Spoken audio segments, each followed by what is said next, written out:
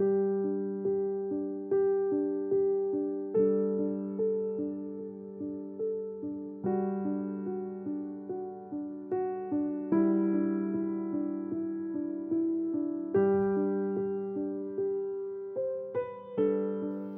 Saat Teduh Gereja Kristen Jakarta, Kamis 21 November 2024.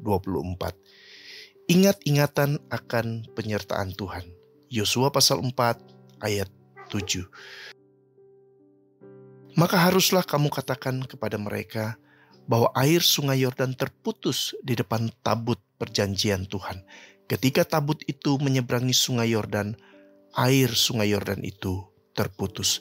Sebab itu batu-batu ini akan menjadi tanda peringatan bagi orang Israel untuk selama-lamanya. Saudara yang terkasih, peribahasa seperti kacang lupa kulit sepertinya bukan suatu istilah yang asing bagi banyak orang.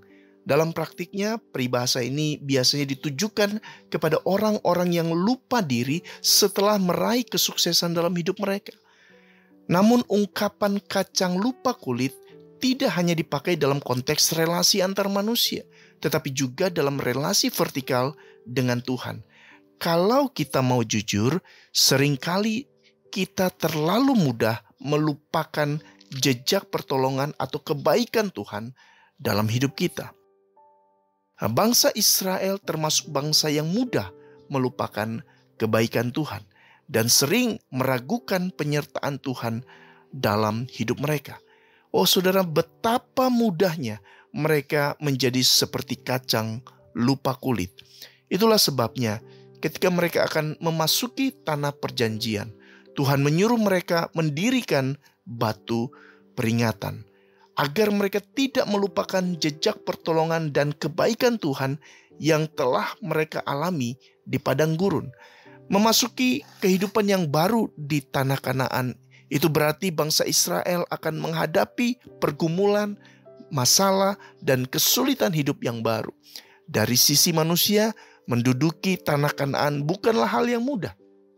Sebab bangsa Israel akan berhadapan dengan kota-kota Kanaan yang berkubu dengan tembok-temboknya yang menjulang tinggi. Dan semua itu dapat membuat hati mereka ciut. Itulah sebabnya Tuhan menyuruh mereka mendirikan batu-batu peringatan, agar mereka ingat selalu akan jejak pertolongan Tuhan di masa lalu, supaya mereka tetap percaya kepadanya dan tidak takut dan gentar menatap hari esok. Saudara yang terkasih, Tuhan mau mereka percaya bahwa jika Tuhan sudah menolong mereka di masa lampau, maka Tuhan yang sama juga akan menyertai dan menolong mereka di tanah yang baru itu. Oh saudaraku, ini juga yang Tuhan mau kita imani.